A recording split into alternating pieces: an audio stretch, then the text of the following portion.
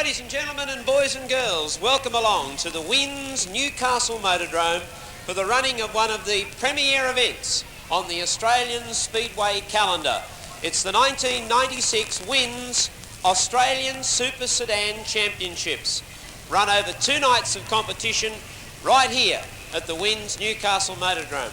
Welcome along to all of you, particularly to our interstate visitors, because we have attracted coast-to-coast entries to try and decide who's going to be Australia's #1. Leading away our traditional grand parade at the Winds Newcastle Motordrome are our service vehicles, and we hope they're not going to be in for too busy a night or 2 nights of action. These are the guys that are going to have some real busy times over the next 2 nights. Ladies and gentlemen, leading the grand parade at the Winds Newcastle Motordrome to defend his Australian title, Newcastle's own Ron Pine. Ron captured this title at Claremont in Perth last year, and he is back to his home track here to defend that title and perhaps make it back-to-back victories. Then we have the whole range of interstate champions who are lined up here tonight to compete for this title. David Nichols from Tasmania in the car number 3, and a big welcome to all the Tasmanians. Steve Francis from the United States is there to try and see if an international visitor can catch the Australian title. Northern Territory champion Terry Rickstein in the Camaro. He's down all the way from the Northern Territory to be a part of this act tonight as well.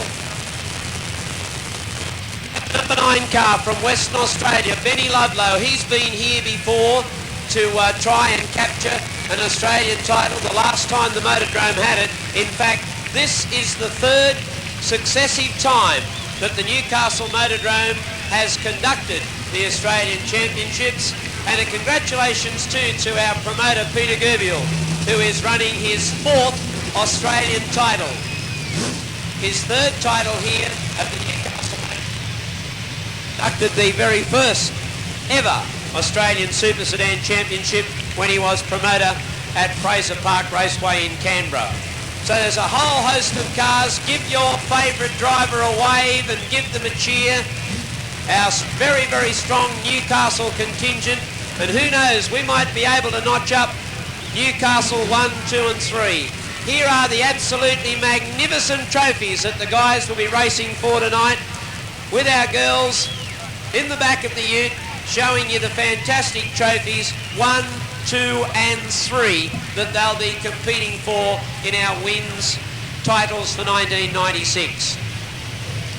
As I said, we've got them from all states. The South Australian champion, Steve Stewart, is there. Terry Rickstein from the Northern Territory. Benny Ludlow from Western Australia. The current Victorian champion, Peter Logue, is with us as well. The current Queensland champion, Lindsay Hawkins, is on the program. So that's credited all of our state champions who have travelled here to the Motordrome tonight to try and capture this title.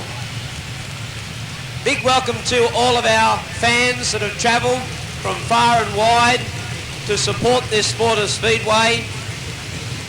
We like to think that here at the Newcastle Motordrome we play a pretty important part in the development of speedway, of the sport of speedway, and so we thank you for being with us tonight and hope you enjoy your 2 nights of competition. Just let me tell you about the format for the championships. The championships being run over 2 nights of competition. Each driver will compete in 4 rounds of point scoring. There'll be 3 rounds of point scoring heats tonight, and there'll be 1 round of heats tomorrow night. Once the top 18 drivers have been decided on point score, the top 18 point scorers will qualify for the right to run in tomorrow night's 40-lap grand final. 40 laps of the Motordrome to decide who will be the Australian champion for 1996. And with our grand parade concluded, we're going to take this opportunity to have a quick word. He's having his photo taken at the moment with the trophy girls. The president of the Australian Saloon Car Federation is with us, Doug Carson, and our defending champion Ron Pine will be hoping that tomorrow night at around about 10:30 or so, he'll be holding that #1 trophy again. So we'll see if he can do that, and as soon as we have this photo shot, we'll have Ron over to have a quick chat with him, because an exciting time, as I said, 3 qualifying heats tonight and 1 more qualifying heat tomorrow night. He's driving the Auto 1 Castrol car. As I said, travelled to Western Australia last year, and he'll now attempt to defend that title right here at Newcastle. Ron, first of all, good luck to you in these championships. It's a wonderful thing to be Australian champion, but an even tougher thing to make it back-to-back. No, no one's ever done it back-to-back. I was corrected last night. I told some press the other day that Grenville Anderson had done it back-to-back, and one of his pit crew come up to me last night and made a comment to me, have I got my T-shirts done? And I said, no, I haven't. He said, I thought you would have had back-to-back on them. But no one's ever done it back-to-back. I'd like to do it. I think I'm good enough to do it if I keep my head. I think the biggest enemy I got's myself, and that's honest. Well, you've got plenty of pressure there, and keeping your head's probably going to be a tough thing to do, because, as I said, every state champion's here, along with our own John Pine, who's got a terrific record here at the Motordrome. They're from Tasmania, they're from South Australia, they're from the Northern Territory, from right across in Perth, Western Australia. So the pressure is going to be right on from heat #1. It sure will, but the winners are the people on the hill, because we've had some really good racing. I've only been up on times in the last 2 weeks to enjoy the good hard racing side by side, but the field is down. I've run in every Australian title over the last 5 or 6 years, and we've had 110 odd cars and 80 cars. What we've got here now is 50 or 45 of the best cars. We haven't got, for the want of a better word, C grade or D grade. We need them guys, but this race, you people are going to look at some champagne racing, because the guys here, this will be tough for me, that's all I'll say. Let me tell the people that despite the fact you may have some problems through the heat, because you are the defending champion, you would not miss out on a start in the final anyway. Even if you had disasters right the way through, you would be entitled to start rear of field. But quite obviously, the further up the front of the field you can start, as you've said, with these quality cars, so you'll be running as strong as you can through the heats to try and get yourself good position. Yes, I can get sent to the rear enough on the track, that alone getting crashed out, but it is hard. Now, John Leslie nearly won it last year from the rear. With a little bit of luck, he might have and he might not have. I did, and that's the way it is. But I think to win here this weekend, you've got to be on the first 2 rows. The 3rd row back, look, second's the first loser, honestly. I'm here to win, nothing else. Let's go racing. Thanks very much. We've got the drivers coming out for heat #1. We do thank the officials for keeping us right up to date with roof numbers in particular. As you can see in your program, your cars are identified by a roof number. It helps us with our commentating. Russell Bailey and Gary Curran from Wagga is the front row of the grid. It now looks like we are set and ready to go racing. The first heat of the WINS 1996 Australian Super Sedan Championships is about to get underway. Russell Bailey and Gary Curran have the privilege of leading the very first lap into the first corner. And it's the Wagga driver, Gary Curran, who has grabbed the lead. Coming through the pack very quickly is the Newcastle driver, John Brown. He gets up on the outside of Russell Bailey, and John Brown moves into 3rd place. Ron Pine trying to slam his way through on the inside of Ross Brims, and we've got a yellow light on. And car 14, Neil Wasson, is being sent to the rear of the field. A complete restart has been the instruction from the steward. Again, we'll have cross flags.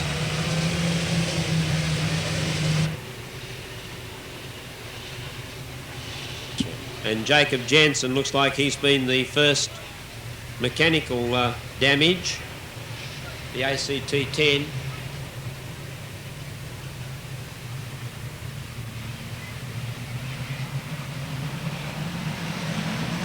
And away they go for the complete restart. Again, it was Ross Brims, the Canberra driver, who tried to dive up on the inside, and the Newcastle driver, John Brown, again went high on the track to look for the drive, using his local track knowledge. So too is Ron Pine, the defending champ, moves up to 4th place. But it's the Wagga driver, Gary Curran, who has the lead. John Brown in 2nd place and trying to drive through on the inside. Russell Bailey made an absolute mess at turn 1, and Ron Pine, the champ, has gone through to 3rd. In 4th place at this stage is the ACT driver, Ross Brims. Russell Bailey is running 5th. Peter Garrett is 6th. Then comes the Victorian Peter Logue in 7th place. He's copped a bump from Bevan Collins, and Neil Wasson got through on the inside of him. And at the tail of the field, Bobby Brewer, finding it hard to pick up any placings at all, and John Brown has grabbed the lead, and Ron Pine has shot through to 2nd. It's Newcastle running 1 and 2. John Brown and Ron Pine, they lead the car race. The Wagga driver, Gary Curran, is running in 3rd. 4th place being held by Ross Brims. Then comes the Newcastle driver, Peter Garrett, followed by the Victorian Peter Logue, Neil Wasson, Bobby Brewer, and Bevan Collins is on the tail of the field. Russell Bailey, is on the tail of the field. He's being lapped by the Newcastle driver, John Brown, who is in a terrific groove. And Ron Pine, he'll be really happy, the defending champ, that he's going to bag a bucket load of points here in 2nd place. Gary Curran, the Wagga driver, hanging on for 3rd. We're halfway through the first qualifying heat. And it's Brownie from Newcastle out in front. He's got Ron Pine, but Piney coming back. He's clawing his way back slowly in 2nd spot. He seems to have the power in the car, but Brown's got the nice tight line at the moment. And Ron Pine's out giving chase. I don't think he'll be too desperate to grab the race lead. 2nd spot, he'll be happy with that. Back in 3rd place is Gary Curran. Then we go back to Ross Brims holding down 4th position, but he's starting to be put under pressure from Logue in car number 6. Down they come with only 4 to go now, and Brown, he stretches the lead a little bit. I think Ron Pine's backed off and just decided he'll ease himself around these last couple of laps, or he might have trouble, but I'd say he'd be backing off just to give himself a little bit of a breather. Back in 3rd spot, Gary Curran, he's a long way back, and Brims and Logue are still battling it out for that 4th position. There's only 3 to go, and Ron Pine's still giving chase for Brown. This is where it might become interesting, because Brown's coming up to some of the slower drivers now, and this will give Ron Pine a chance to get up and make a little bit of ground on John Brown. He gets hampered too by a couple that are scrapping on. Bob Brewer's one of them, and also the 23 of Bevan Collins, were involved in a little bit of a scrap, but Ron Pine's got hooked up with Bailey, and that slowed him right off, and I think that's killed any chance of him picking up this first heat. But there's only 1 to go for John Brown. He leads the first heat, looks like he's going to take it out. Ron Pine's in 2nd spot, but he's not going to be close enough to make the challenge.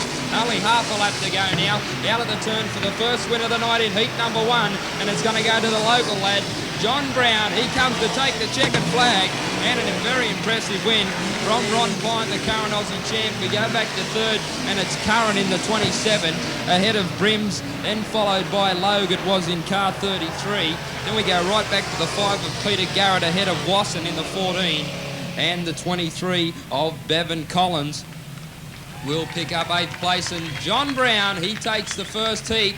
Well done to John. That was a good drive. He'll be very happy with that performance. 3 minutes 14.090.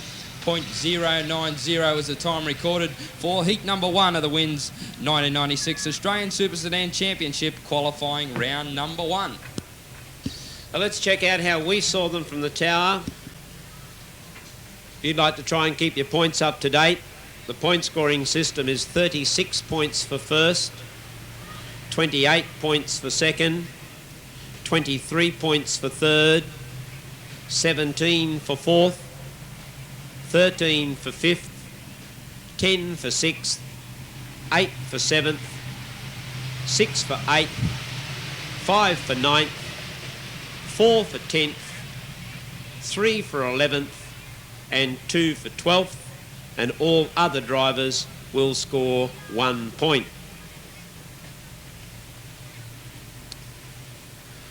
So we're set now for heat number 2.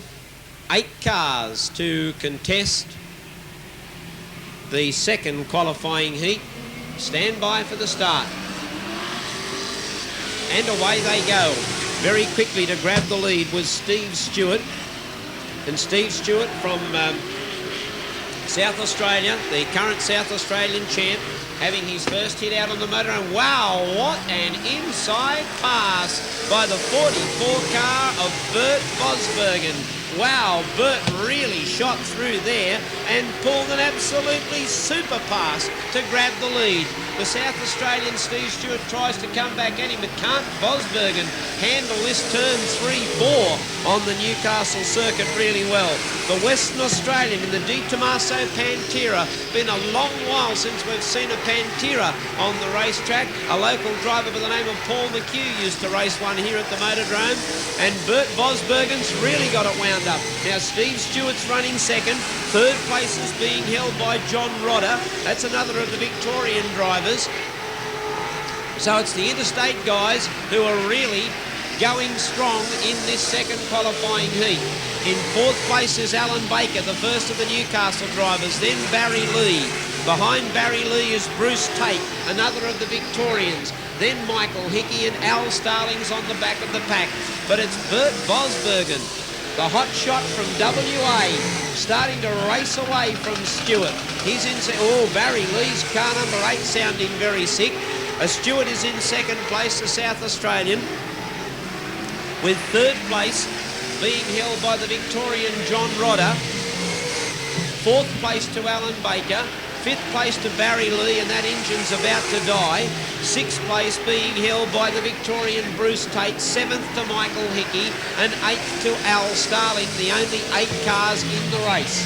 Oh, but can't this man pedal around the Newcastle Motordrome circuit? Vosbergen, he's out in front in the 44, and he really has got the style about him. He's a little bit hampered, though, by Starling, the slower driver now, and that's allowed Stewart to get right up behind him. And Stewart now is going to take full advantage of this and make the pass on Vosbergen if he can. A battle looming also for third place between Al Baker and also the 46 of John Rodder. They're having a scrap for third and fourth. Baker comes through on the inside, and he grabs third place away. So Baker now, he moves up to third spot, and he's going to get out after these two. But what a battle they're having up front. Vosbergen out in front. Stewart in second spot, trying everything he can, the Victorian champ, to get underneath him, but he can't. Vosbergen's got that sliding style into turn 3-4, and he's only got 2 laps to go. Oh, there's Baker in trouble up onto the infield. He's copped the caution as well. Rodder comes around the outside to grab third placing away, but Baker still tried to box on, but he can't get him. He can now on the inside, but back up the front of the race, Vosbergen, he's driven beautifully in this heat. He deserves to take it out, and he's out in front. Stewart's given chase all heat, but he can't quite reel him in, and Vosbergen down the back straight away for the last time. Looks like he's going to grab the victory in heat number 2 as he comes out of the turn, and Bert Vosbergen takes the checkered flag in impressive style ahead of Stewart in the 31 car. Then came Al Baker in car 13. The 46 of Rodder was next. We go right back then to Barry Lee in car number 8 for 5th placing, ahead of Bruce Tate in the 39 car, Michael Hickey. And Vosbergen does another lap for good measure. But what an impressive drive. 3 minutes 7.723, and that's a new 12-lap track record to Bert Vosbergen. And what a great performance he's done to take out heat number 2. Wow. Now, just officially from the stewards, Alan Baker is back 1 position for passing on the infield. He's about to be informed by the chief steward that he's being dropped back 1 position for passing on the infield. Would you program pencilers please note? So let's have a look at how we saw them by roof number. 44, Bert Vosbergen. Give him a big round of applause, the guy from WA. That is a new 12-lap Motordrome record. Fantastic. Great driving by competitors too. Now, let's have a look at Heat 3. First hit out for these drivers. Heat 3. 16 is Robert Carrig. 24 is Robert Gray. and they are running. Oh, and Robert Gray flew out of the traps and away he went. Here's another Western Australian who at practice last night was in sensational form. So it's Robert Gray who has grabbed the lead. Our New South Wales champ John Pine is out amongst this heat too. But in second place we've got Ben Ludlow, another of the Western Australians. So aren't the Perth guys really starting to make the locals sit up and take notice? Robert Gray, Ben Ludlow. Here's John Pine getting on the outside of Robert Carrick. He moves to third. So the first of our Newcastle champs starting to make his presence felt. Oh, Ludlow came down straight across Pine. And Ludlow moves up on the inside of Gray. Gray, the leader from Ludlow, followed by John Pine. Robert Carrick is holding down fourth. Fifth place is being held by Dave Nichols. But have a look at these three guys up front. The race is on and it's on in earnest. Robert Gray leads them from Ben Ludlow and John Pine. They'll be trying to make up some placings. All getting into trouble was Dave Nichols, and capitalising on that mistake was Johnny Leslite from Lismore. Around him he went. On the outside of Dave Nichols, the Tasmanian, who made an error coming out of turn 4. Still Robert Gray leads, but here's John Pine starting to edge away at Benny Ludlow, the Western Australian, to put some pressure on him if he can. We've got to try and make these two WA drivers crack. We just had a WA driver crack the 12-lap record, and now they're running 1-2. Well, Gray still leads, but here comes John Pine. He's got a chase on his hands because Ben Ludlow in second spot has got the second placing, and he's starting to blow a little bit of smoke, and Pine will see that too, and he's sitting behind. Oh, Gray's nearly overcooked it. Oh, he corrected it beautifully though coming out of turn 4, and he's got the race lead, but they're starting to put the pressure right to him, and it's coming from Ludlow, and John Pine starting to put the pressure right on him as well in third spot, and they've raced away from the rest of the field. Carrick's in fourth and Leslite back in fifth place, and it's really been a battle up front between these three drivers. Gray out in front, Ludlow in second spot, and John Pine try as he may, he just can't pick the ground up on Ludlow in second spot. Ludlow sets himself up too well for the turns. Gray looks like he's going to make a mess of it coming out of turn 4. There's John Pine getting very wide, and he lost a lot of ground on these two up front. They've only got 2.5 left to run, and it's Gray. He's out in front, and this has been a good drive by Gray. He's warded off all challenges that have come from him from Ben Ludlow in second spot, and John Pine just can't quite get onto the pace to make a challenge up front for these two, and Robert Carrick now is starting to have a battle on his hands because Nichols has come up on the outside of Leslite to move up into fifth placing.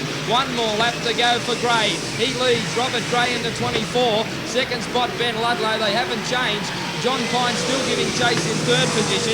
They go down back straight away for the last time in the heat number 3. They'll come to greet the checkered flag, and it's Robert Gray in car 24. He takes the win. Ludlow second ahead of John Pine for third. It's going to be close for fourth place. Robert Carrick on the outside will hold on from Nichols. Then came the 49 car, got up quickly. Larry Nelson ahead of Leslite in the 18. And the 37 car of Shane Polgar was one of the last across. The 41 of Rick Steen.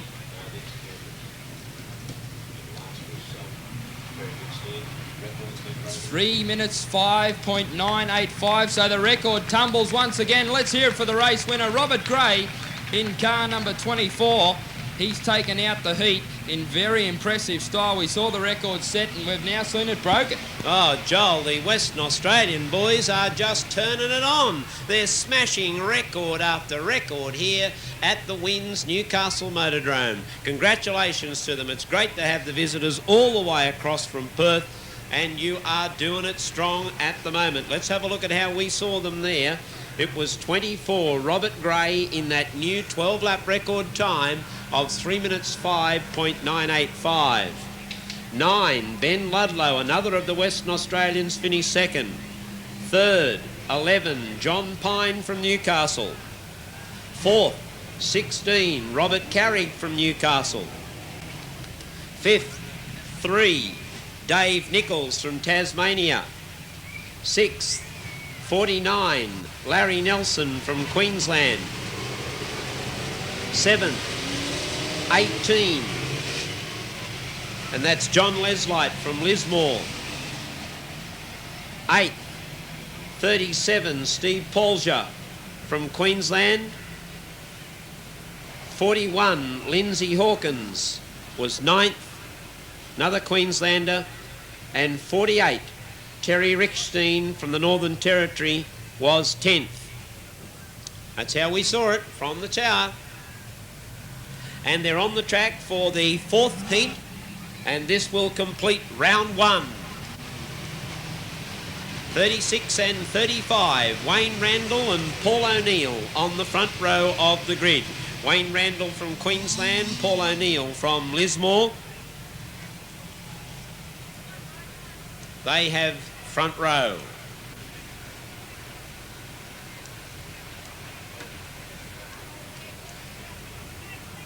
Then we have 32, Harold Barnes.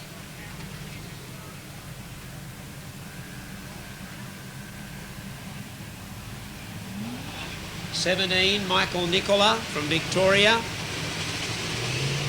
7, Steve Francis, the United States driver. Robert Burke from Canberra. Tanya Peacock, the Lismore driver. John Lodge from Newcastle, Stu Robertson from Newcastle. Stand by for the start to Heat 4. And away they go. And it was Wayne Randall who shot to the lead. Paul O'Neill having a crack at him on the outside. Randall on the inside. O'Neill on the outside. Who's going to give... Oh, wow. Wayne Randall kept the foot down.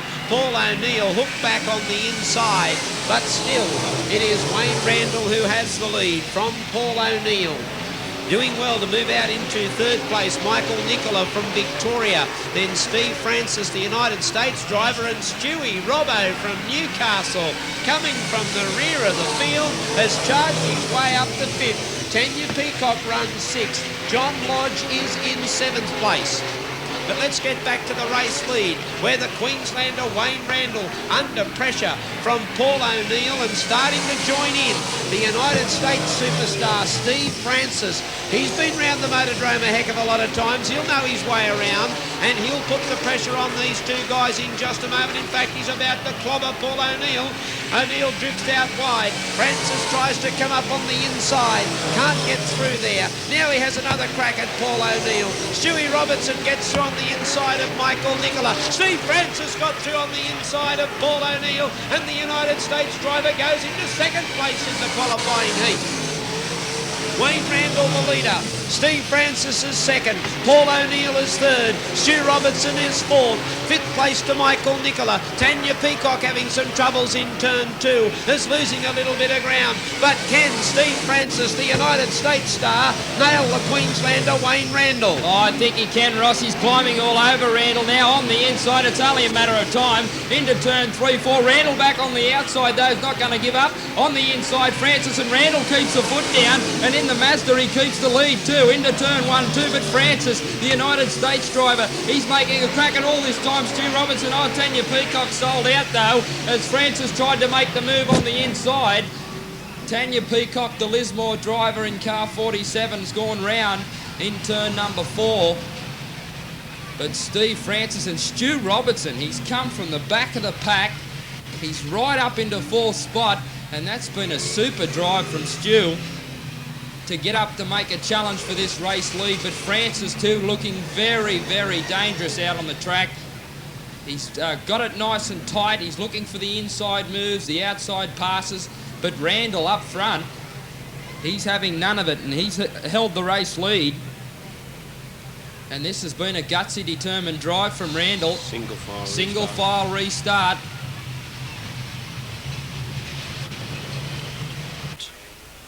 '28, Kingsley Jones. 9th, 15, Robert Burke. 10th, 32, Harold Barnes. No time taken on the race. We get the chance to have a breather from our wins 1996 Australian Super Sedan Championships, and we welcome our support program tonight, the Formula 500s. And I know a lot of you who are keen Speedway fans will know all about the formulas, powered by 500cc engines, and we've got a very strong club here in Newcastle. We have the current state champ, and I think he's the Australian champ too, Tony Pryor. Not quite sure whether he's got the Australian title or not, but he's got the New South Wales title, I think, Joel. I think he had troubles there a while back. I don't know whether it's the Australian or New South Wales titles. He did go to South Australia and South finished Australian. second, Yes, finished second in the South Australian titles. So the Formula 500's helping break up our program tonight. An exciting first round of heats. The 12-lap record broken twice. A great performance by the United States driver Steve Francis. Very impressive win to Bert Vosbergen from WA. And there's the start to our first Formula 500 race tonight. And it was Gilson in the number 6 car who grabbed the lead. Glenn Gilson, out in front, being chased out. Just a small field, but the chance to just break up our championship heats tonight. Second place at the moment being held by Michael Baxter. And Brian Harris is holding third place. But all interest on the front two cars. Glenn Gilson, the race leader. Michael Baxter in second place. Brian Harris runs third. Then Brian Phillips in fourth place, followed by Richard Knott. But coming into main straight away, just one more lap to go. And Glenn Gilson still leads the race. Michael Baxter chasing him strongly.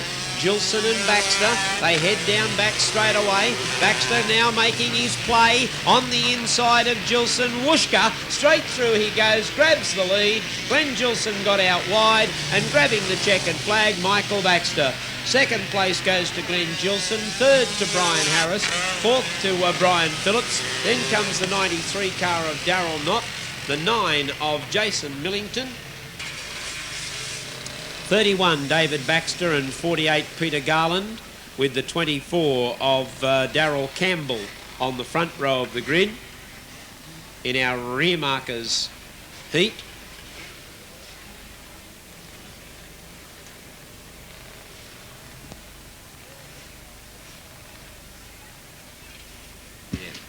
And we've got Lloyd Thorley, Brad Cameron and Chris Alcorn in the brand new car making up the third row of the grid. Keep an eye on Brad Cameron, the Black Knight, car 57. Away they go. Plenty of smoke blowing from the two-strokers as they go into turn 1, 2. And Brad Cameron hampered a little there for some room. Moves up to the outside, goes around David Baxter and is looking for the race lead. Brad also went to the South Australian Championships, but had an horrendous accident after, I think, winning every heat that he competed in. He was going very well, and as you can see, he's a top competitor here at the Motordrome. He's grabbed the lead. Brad Cameron out in front. Here's Chris Alcorn. He's having a throw at Brad Cameron on the outside. Cameron on the inside. Alcorn on the outside. Alcorn's going to move up on Cameron. Cameron's down low. Alcorn's up high looking for the high pass. Now he switches to the inside looking for the inside pass. Oh, but Brad Cameron's only foxing him. The old Black Fox has started to shoot away now down back straight away. 1.5 laps left to go, and Brad Cameron says, enough of the fun and games, let's get down to the serious business. Catch me if you can now. 1 lap to go. Tell you what, Chris Alcorn's not going to give in on him. Alcorn chases out after him. He said, OK, I've accepted the challenge. I'll pick it up, I'll run with it. He's going to make a throw at Brad Cameron in the final corner, but he's not quite close enough. But a good race. Brad Cameron first, Chris Alcorn second. Long way back then to Garland, followed by Lloyd Thorley. Second last is Campbell, and last of all, David Baxter. 1:19.790 the time. 1:19.790. And a good win, ladies and gentlemen. What about we thank the Formula 500s for breaking up the program tonight by congratulating Brad Cameron. And talking about breaking up the program, the French Brothers Tyres Stock Car Tap Derby's on next. Now, here's my chance. I've always waited for a chance to get square, Joel, on the boss, right? He stepped out of the control tower and he's out of earshot at the moment. It's his birthday today, and I'm telling everybody he is officially 50... no, I won't say it. No. Someone will tell him anyway. 9. But happy birthday, Peter, from all of us here at the Motordrome. Peter's birthday today. We might share a glass of lemonade or two during the week, I would think, to celebrate the birthday. To You alcoholic lemonade, is it? very busy times that we've had this week. But here they come. For those of you new to the Motordrome, these are the stock cars. They race in the opposite direction, and they are allowed to use stock car rules, which means they're allowed to spin drivers out if they happen to get in their road. No dangerous slamming into other cars, but if they're able to tap onto the back of one of the cars in front of them, then they can give them a deliberate spin out. So for those of you new to the Motordrome, have a look at these half a dozen guys up the front. They're just about the best exponents of it. Paul Clark, Andrew Clark, Michael T, Bruce Shoesmith, Jamie Ralston and Steve West. Those first 6 cars are very good at the art of stock car racing here at the Motordrome. Keep an eye on them. 6 laps supported by French Brothers Tyres on Wins Championship weekend. There they go. The stock cars are underway. 6 laps. And down back straight away, the Clark. Whoops, one of the Clarks has had a fence connection there. That was Paul Clark. Andrew's got the lead. He's had a fence connection now. So too's Bruce Shoesmith. There's a go, all on his own. Now there's a crunch between Andrew Clark and Shoesmith. Shoesmith's now hit Michael T. Off onto the infield he goes. Michael T has grabbed the lead. Well, actually there was no stock car racing. They all got themselves into trouble in those incidents coming through Main straightaway. But the first car to be given the heave-ho was Troy Hutchinson in the car number 40, but he's done the complete 360 and is back into the race action. Michael T is our race leader. Darren Horton is in second place, and Steve Ralston has moved up to third. All of our top guns that I mentioned to you. Oh, there's Troy Hutchinson having some trouble getting around. Oh, and Shoesmith's run straight into him. Crikey, he must have been able to see what was happening.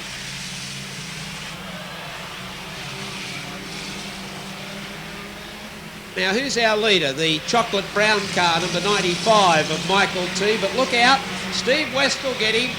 Yep, there's Steve West. No, it's Darren Horton, the man that's after him. Michael T, Darren Horton, Steve Ralston. They're the top 3. Ken Davies is running 4th.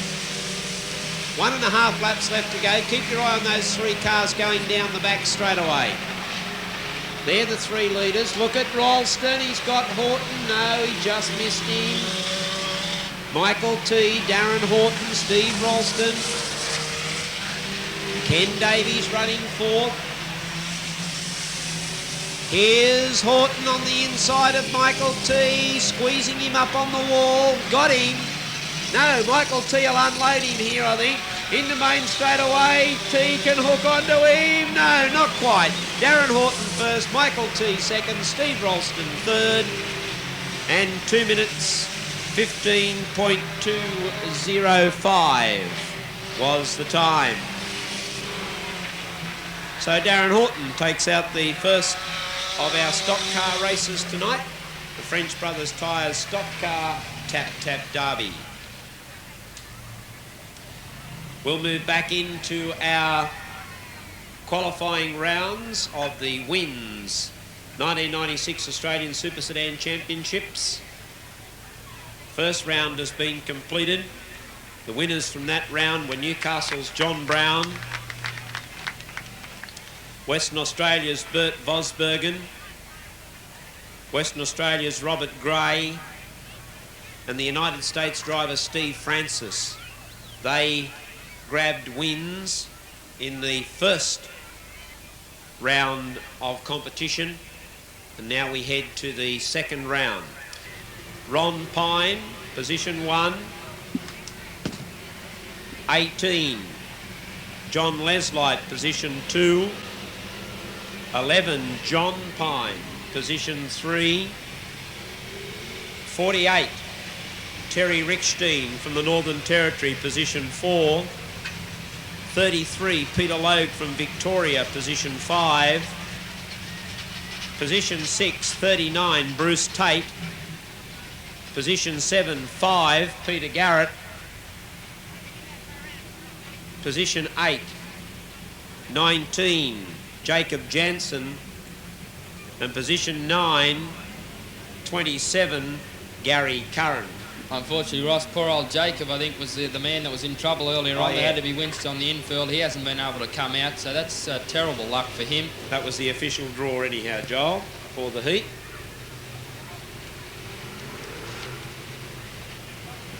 So they're grouping up. Ron Pine, a terrific advantage here with pole position.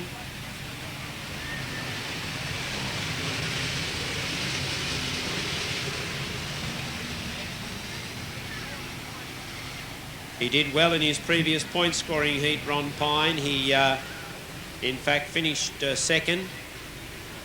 So he's looking for big points here.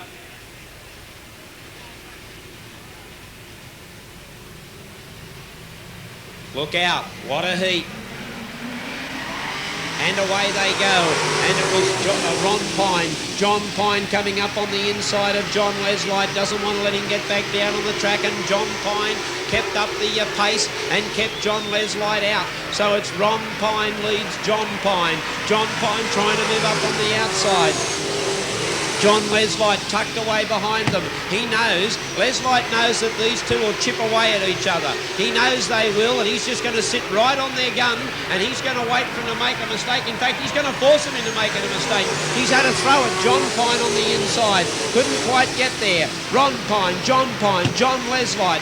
They charge down back straight away past our Hunter Communications timer. The heat is on, and it's really on in the Wins Australian Super Sedan Championship, because we've got a cracker of a heat on our hands here. Ron Pine, oh, Johnny Leslight miscued in the middle of turn 1-2. Up over the windrow he went, crashed back down onto the track, and he's lost 2 placings in the effort. But now, back to the race lead, where Ron Pine and John Pine are just absolutely hammering away at each other as they head down back straight away. John Pine looks to move up on the outside of Ron Pine. That's not the way to go. Still Ron Pine leads John Pine. Back behind them is Peter Logue. Then comes Terry Rickstein, John Leslight, followed by Peter Garrett, then Gary Curran. And on the tail of the field, the number 9 car missed the roof number as he went past. Here's John Pine, got him. Half the race to go, and John Pine's got the Australian champion. Oh, he waited and waited, John Pine. He waited and picked the right moment round the outside of turn 4, and he's grabbed the race lead, and he's going to try and shoot away now from Ron Pine in second spot. Then we go back to third placing, and it's the 33 car holding down third spot, and that's the Victorian number 1, Peter Logue. Then comes Leslight, who got into trouble. He's managed to get back up the 4th ahead of Rickstein, the Northern Territory driver. Then comes Peter Garrett, followed by Curran back towards the tail of the field. 4 laps to go, and John Pine leads the way. He's starting to stretch this race lead away from Ron Pine in second spot. Then we go back to Logue, who's back in third position all on his own. So too is Leslight, that's come out the 4th spot, and Rickstein back in 5th position. There's only 3 to go for the race leader, John Pine. They're pretty pedestrian at the moment. Into turn 3, 4, and out he comes, and he'll have 2 to go. John Pine, the local. Ron Pine, the local driver. 1 and 2 in this heat. This is a good heat for Newcastle. Third spot's Peter Logue in the 33. Then comes Leslight. Oh, there's Rickstein, got into trouble. He's up onto the infield, and he's dropped a lot of placings and goes back towards the tail of the field. 1 to run.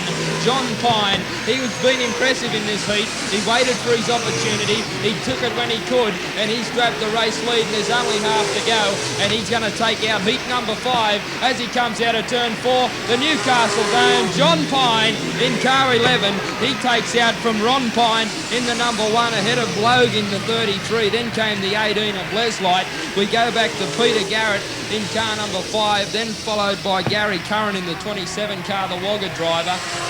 The 39 of Bruce Tate from Victoria will just get up ahead of Rickstein in the 48, and a new record once again in 3 minutes 3.364, and let's hear it for this guy. He's broken the 12-lap record. He's brought it back to Newcastle. John Pine. So the current New South Wales champion, John Pine, first place, rooftop number 11. Second place, 1, Ron Pine. Third place, 33, Peter Lowe. So we're set now for heat 6. The grid draw for you, 2, Bob Brewer. 37, Shane Polger. 35, Paul O'Neill. 47, Tanya Peacock.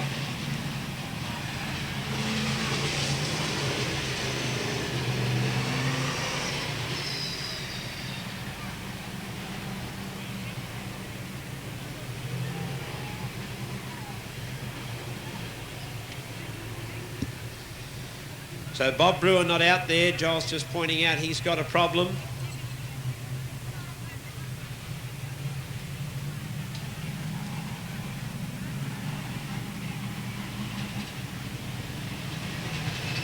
We should have the 37 car on the front row of the grid. That's Shane Polger. 35, Paul O'Neill. 47, Tanya Peacock. 32, Harold Barnes. 12, Russell Bailey. 21, John Lodge. 17, Michael Nicola. And 53, Al Starling. That's our field.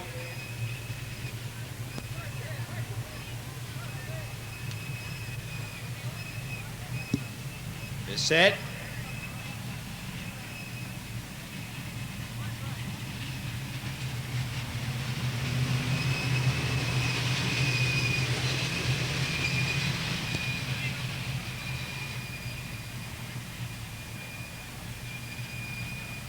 Just been advised by the pits that 2, Bob Brewer, is out for the night. So too is 19, Jacob Jansen, and 42, Grant Dowell. 3 cars that are definitely out for the rest of the night. That news coming through from the pits.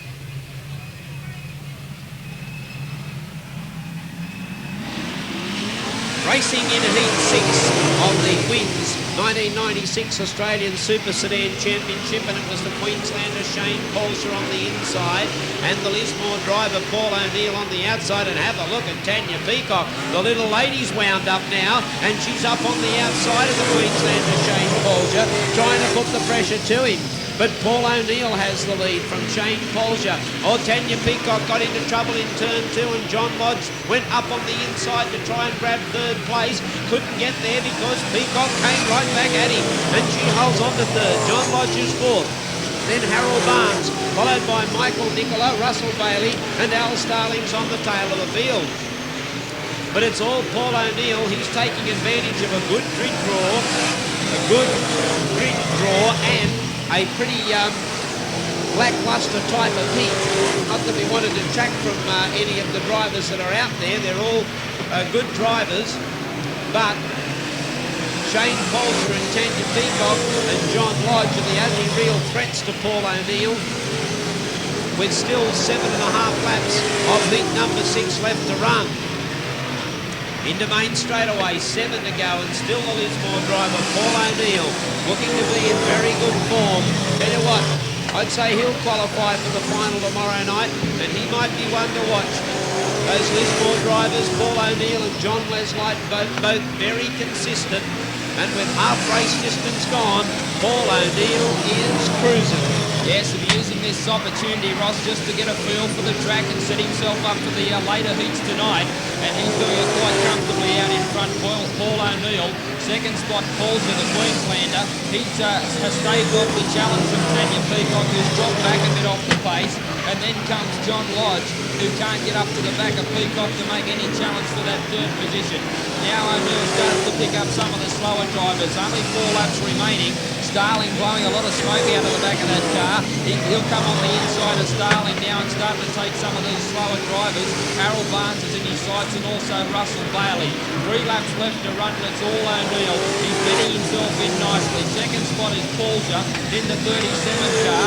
Then comes Tanya Peacock, followed by John Lodge. back in fourth position, starting to backfire a little bit for him, and he's starting to drop off the pace. Then we go back to Nicola in car number 17, who's in fifth position. And there's only 2 to go for the race leader, Paul O'Neill, and he's doing it quite comfortably. He's come up to Bailey, the slower driver. Pena Peacock in third spot. She can't get any closer to Paulja, who's holding down that second position. Now Bailey's starting to hamper O'Neill.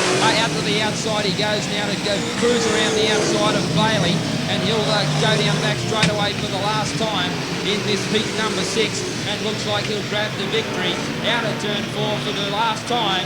And Paul O'Neill from Lismore, he takes out heat number 6 ahead of the 37 of Paulja. Then comes Tanya Peacock in third placing. The 21 of Lodge will be next. Then came Nicola, the Victorian, in car number 17. Then we'd have to go to the 12 car of Bailey for 6th spot. The 32 of Barnes and the 53 car of Al Starling will round off the top 8, 3 minutes 5.024, the time recorded for heat number 6. And the win went to the 35 of Paul O'Neill. So let's have a look at them as we saw them. 35 first, Paul O'Neill. Second, 37, Shane Paulja. Third, 47, Tanya Peacock. Fourth, 21, John Lodge. Fifth, 17, Michael Nicola. Sixth, 12, Russell Bailey. Seventh, 32, Harold Barnes. 8th, 53, Al Starling.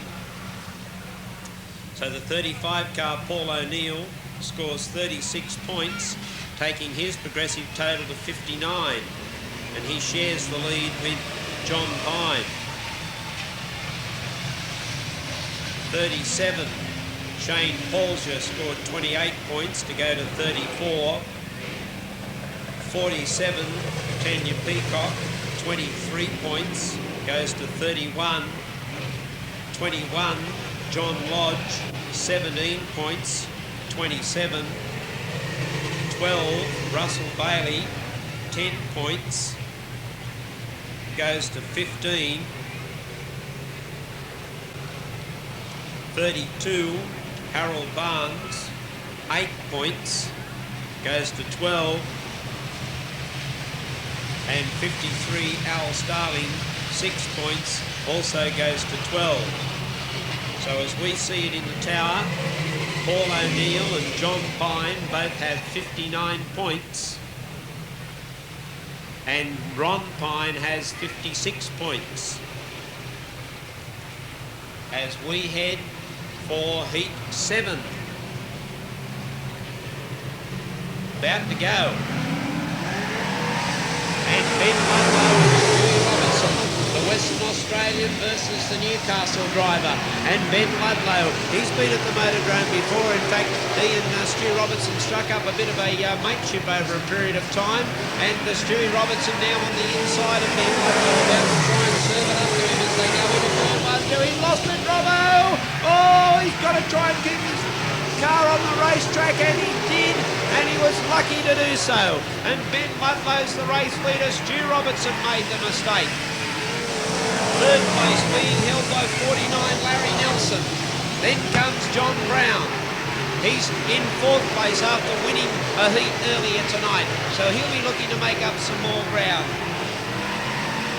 Right behind him in fifth place, we've got the ACT car of Ross Brims. Alan Baker's made a problem on the inside.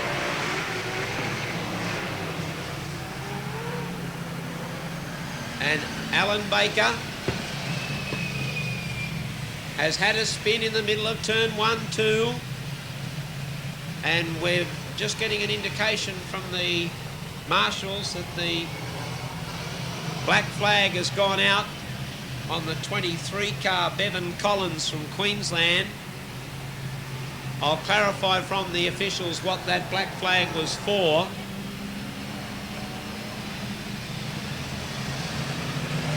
This gives an opportunity for some of the cars to wheel back that advantage that was starting to be set out by Ludlow. Stu Robertson now is right back on his hammer. There's still 9 laps to go. This will be a single file restart. Getting ready for the start. And they're racing, and Ben Ludlow, Stewie Robertson. Then, as I said, Larry Nelson, followed by John Brown. Ross Brims is in 5th place. Here's Robbo on the inside of Ludlow. He's taken advantage of the restart. Robertson on the inside and Ludlow on the outside. They rub doors going out of turn 4, and Ludlow tries to come back on the inside of Robertson out of turn 2. Robertson from Newcastle, Ludlow from Western Australia. It's a 2-car war up front, and Larry Nelson from Queensland starts to join in. John Brown from Newcastle starts to look for some space to move. Then Ross Brims, followed by Alan Baker. Then there's a gap to Michael Hickey, Robert Burke, Neil Wasson, and Barry Lee tails out the field. Down Main straightaway, half race distance gone, and Stu Robertson starts to move away. Oh, this is one of the better heats, Ross. They're really starting to mix it up front. Stewie started to clear out, but look at the scrap going on for the Miners. Nelson starting to put the pressure right to Ludlow. Oh, Stewie Roberts overcooked it again. Up onto the infield, though. This time he had a bit, shouldering his way. Ludlow's gone. The car's died on him. Oh, that's bad luck for Ludlow. He was coming second. Now he finds himself high on the track, and he's got troubles. Back into second spot now. Nelson will move up. John Brown shuffles one up to 3rd placing, and then right behind him we've got the Lismore driver Ross Brims, followed by Alan Baker, who's starting to put the pressure to Brims now. A couple of battles starting to develop back for those minor placings. Stu Robbo's got the race lead. All he's got to do is hold it together. He's a bit better this time round. Back in second spot, John Brown on the inside. Brownie's having a crack at Nelson. Can he get him into turn 1, 2? He's staying. Oh, gone. There goes Baker and Brims, and I think Baker helped him round. Well, the light comes on, and this will be very interesting indeed. And the Chief Steward has made his decision. Ross Brims to the rear of the field. Alan Baker back in his place. So, as Joel's pointed out, the heat starting to tell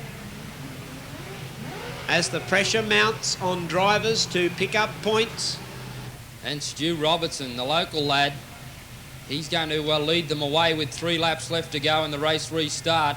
Nelson in second spot, and John Brown, watch for Brownie. He'll try and make a move on Nelson to get up to make it a 1-2, or if he can, they get the green flag. He was a little bit slow to react. Alan Baker finds himself up in 4th position, so they move off now with 3 to go. Stu Robertson leads. Nelson in second spot. He got a little bit wide down back straight away. Brown on the inside waiting to capitalise on any little mistake that Nelson makes. He's sweating on him. He's going to wait for Nelson to make the tiniest little mistake and he'll be all over him. Brown on the inside. Nelson just a little bit up track, but he's still holding on to second spot. Stu Robertson leads. Nelson in second. 1 lap to go. John Brown back in 3rd spot. Alan Baker's in 4th position. This has been a great heat. One of the best so far in my opinion. Stu Robertson down back straight away. Nelson in second spot. Stewie's going to hold him out though, and this is a good drive by Robertson. Down to the line he comes, and Stu Robertson, he takes out the heat ahead of the 49 car in second spot, who came out very quickly of Nelson. He held on to it though ahead of Brown in the 6th. Then came the 13 car of Alan Baker. Hickey was next in the 10. Robert Burke was next across the line ahead of Ross Brims. And Wasson, followed by Barry Lee, will be the final placings. No time recorded due to the race stoppage, but a great heat, a very exciting heat. And the race win has gone to our very own car number 4, Stu Robertson.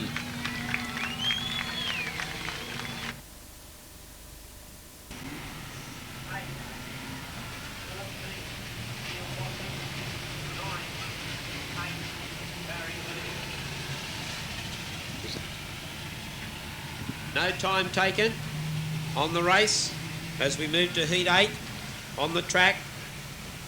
But Stu Robertson scores 36 points, takes his total to 53. 49, Larry Nelson scored 28 points, takes his total to 38. 6, John Brown, 23 points, taking his total to 59 and a share of the point score lead. 13, Alan Baker, 17 points for a total of 34. 10, Michael Hickey, 13 points for a total of 21. 15, Robert Burke, 10 points for a total of 15. 52, Ross Brims, 8 points for a total of 25. 14, Neil Wasson, 6 points for a total of 14. And 8, Barry Lee, 5 points for a total of 18. So 3 drivers, according to us, share the point score lead. John Brown, John Pine and Paul O'Neill as the green light comes on and shoots them away for heat number 8 in main straightaway, and that involved Wayne Randall, the Queenslander. More trouble over in turn 4. 3 cars having a nice old spin out, and Robert Gray, who at one stage had the 12-lap track record, did have the lead, but there's been some action. Cross flags for a complete restart. 3 heat winners showing in this heat: Gray, Vosbergen and Francis. Boy, it just gets tougher. Now, Wayne Randall also did well in his heat too, didn't he? Finished second. So, crikey. Somebody's going to stay on top of the point score heap. Somebody's going to take a bit of a backward step here, come what may. Because we've got 4 leading point scoring drivers. Now, there's a driver out of position. Kingsley Jones must go to the rear.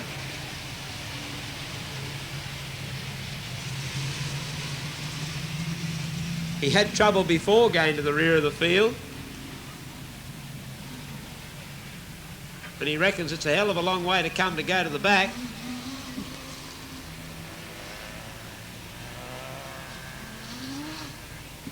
So, Kingsley Jones not happy with Newcastle, or not happy with the chief steward anyhow.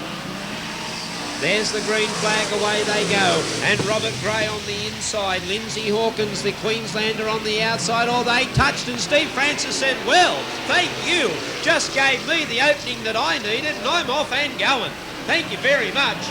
The Yank said thanks, and down main straight away Steve Francis grabs the lead. Here's Kingsley Jones slamming into the wall at the exit to turn 4, and the yellow light is on.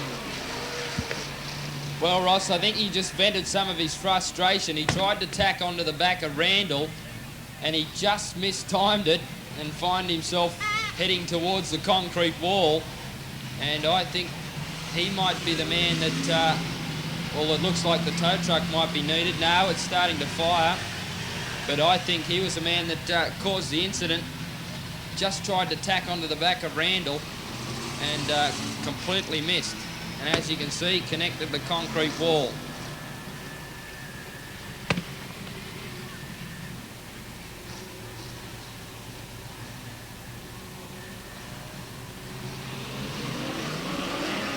Away they go. Robert Gray got wide. Steve Francis got onto the back end of him. Francis decides to attack him on the outside. Gray on the inside. Francis, I think, will tuck back in. No, he doesn't. He tries to outbrake Robert Gray. A piece of bodywork flying in front of a car. Gee, that was dangerous.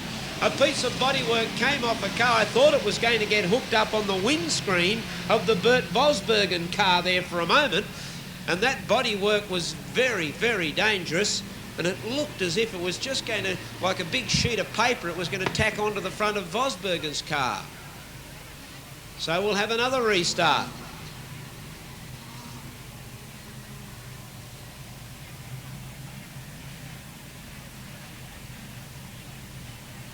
So we've got Robert Gray, Steve Francis, Lindsay Hawkins. Robert Carrick wants to get in beside Lindsay Hawkins, and Hawkins doesn't want to let him in. Carrick's still pushing away at Lindsay Hawkins. They're having a real shove, these two.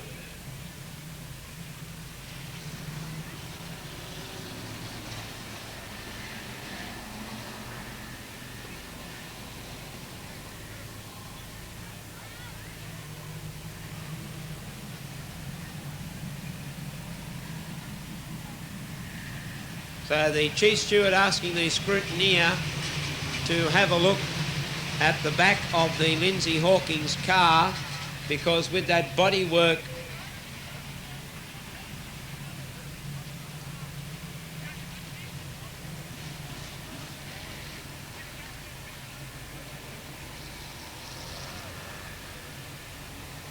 so the scrutineer has said it'll be okay.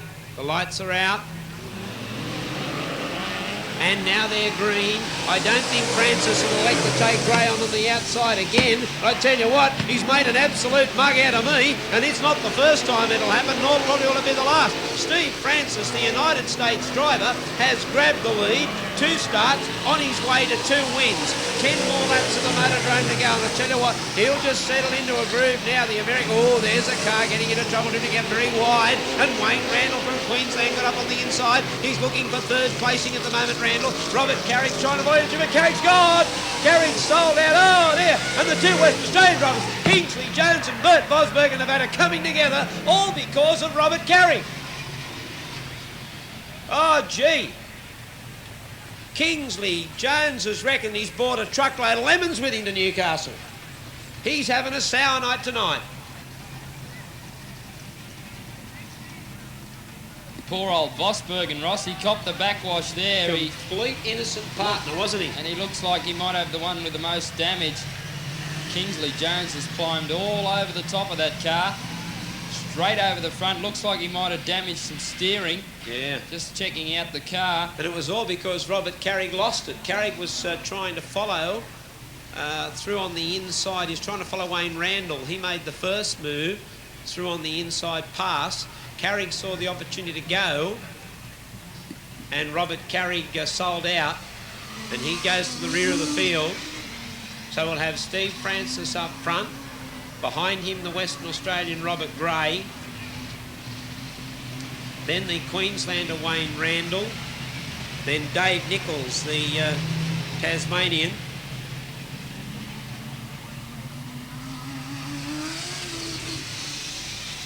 Lindsay Hawkins is in 5th place. Robert Carrick should be at the rear of the field, so Kingsley Jones will go in front of him. And Bert Vosbergen, the other Western Australian driver, just seeing as to whether he can get fired up and back into the action. But the tow trucks are hanging around like hawks at the moment. It's where there'd been an accident on the highway. They're queued up.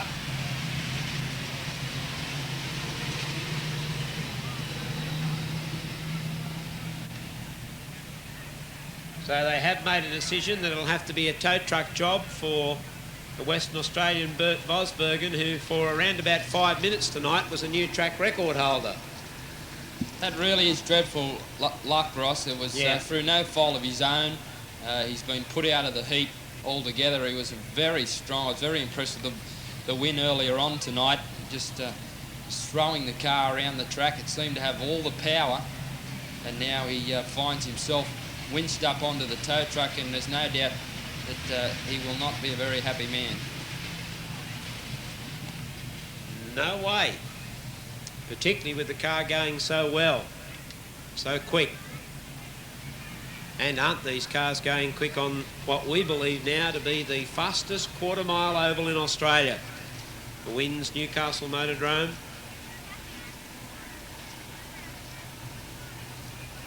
We are currently in round 2 of the qualifying heats, and that's a start. Steve Francis got away to a terrific advantage over Robert Gray, then Wayne Randall, followed by Dave Nichols, Lindsay Hawkins and Robert Carrick. Now they're the only 6 cars running, and there's still 10 laps to go of this controversial heat number 8. But the United States driver, Steve Francis, has already had 1 heat win. He'll now start to just put down some look-see the Motordrome laps, feel out the car, get the feel for the big 40 lapper tomorrow night. And who knows, for the first time, we might see an overseas driver capture the Australian title. No overseas visitor has ever won the crown, and this could be the first man to do it. Steve Francis from the United States. Robert Gray from Western Australia running second. He held the track record for a very brief time. Around about 5 minutes as well, his time lasted, until John Pine arrived on the scene. He's being really hounded by Wayne Randall, the Queenslander, in the little rotary RX-7, and in fact, Randall's really starting to make Robert Gray work at it. Yes, he certainly is, Ross. He's starting to put the pressure right to Gray. He's searching for the opening on the inside. You can see Gray likes to hang the back out a bit as he comes into the turns. And Randall notices that and sticks low on the track, waiting for that little opening to come his way, and he'll be through into second spot. But Gray, to his credit, is holding that second placing down, and he's making Randall work very, very hard to grab that second away. Randall in third. We go back to fourth spot, and it's Hawkins in car number 41. Then comes Nichols, the Tasmanian, in fourth spot, and Robert Carrick tailed right off, but it's all important to finish to pick up the points. Steve Francis, though, the United States driver, well out in front, but the battle continues for second spot between Gray in the 24 car and also behind him Randall, who's chased hard. There's a little opportunity for Randall, but he couldn't quite capture it. On the inside, Gray came back at him on the outside, and he holds second spot. It looked for a minute that Randall might have had him down back straight away, but he just couldn't quite get the power under the ground and get up on the inside of Gray. Now he looks like he might get him down back straight away. Gray on the outside, Randall on the inside. Oh, he climbed over the top of him. Around went Gray, and Randall as well has parked it into the side of Gray's car. Who'd want to be a chief steward? Well, I would hate to call that one, Ross. It really was close racing. Wasn't it? And all of a sudden, around went Gray, and Randall went into the side. And as you said, I'll sit back for this one and just let the chief steward make all the decisions. He might have to go to the third umpire.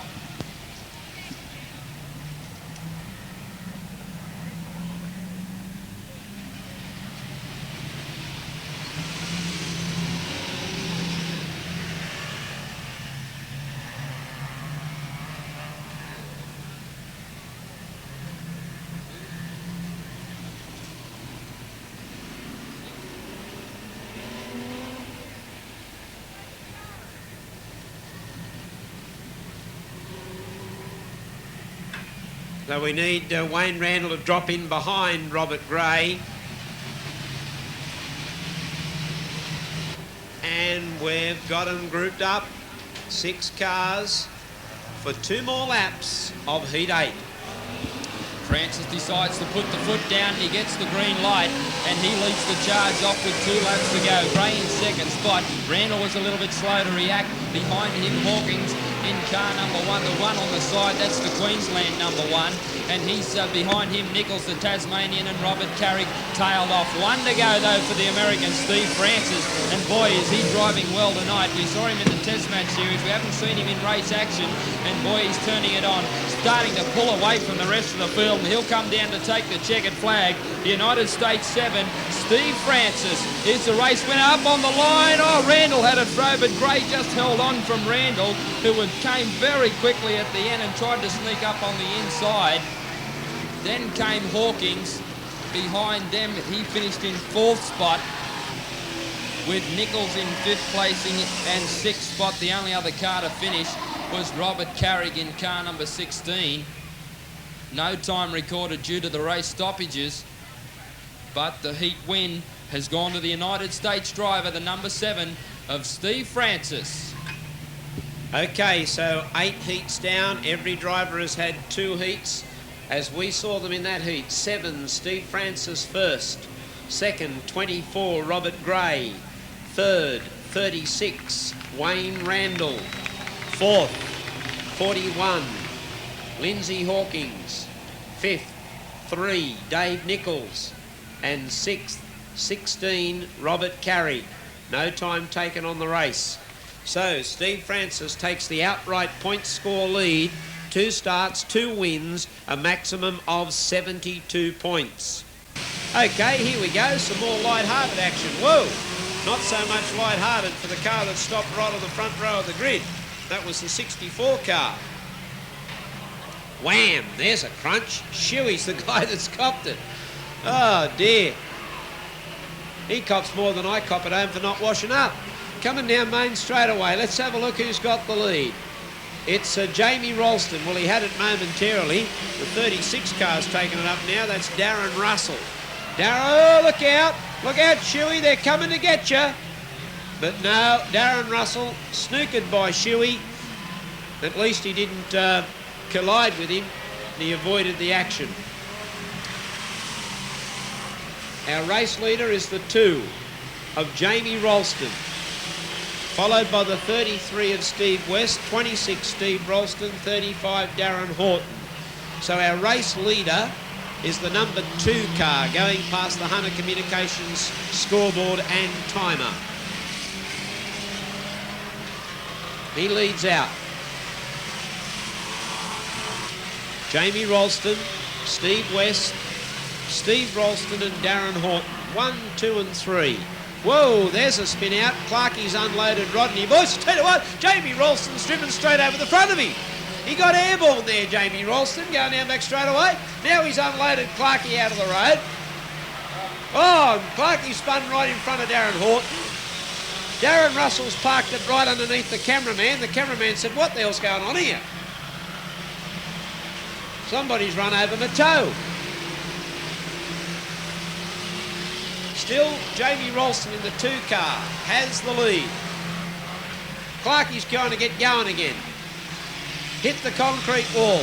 Steve West went up onto the infield. Steve Ralston's trying to get up there and mix it up. Oh, Clarkie's just unloaded Steve West. Slammed right into the back end of him.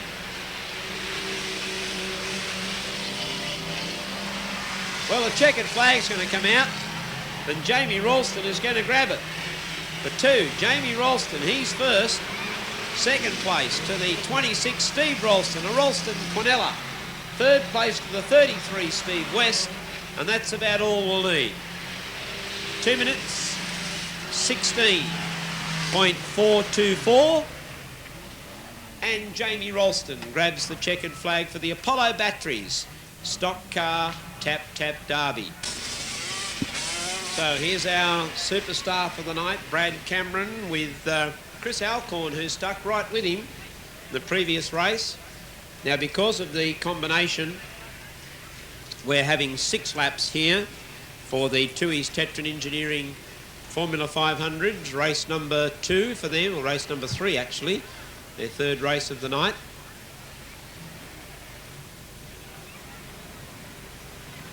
Keep an eye on those couple of cars at the back of the pack.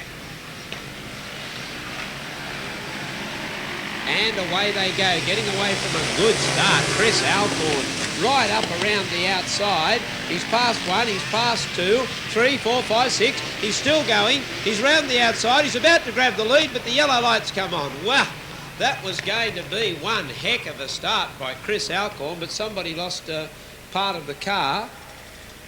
Some piece of car came adrift. Glenn Gilson also got away really well from the second row of the grid. And Chris Alcorn, who made an absolute flyer at the start, will now go back around to the tail of the field and try and do it all again.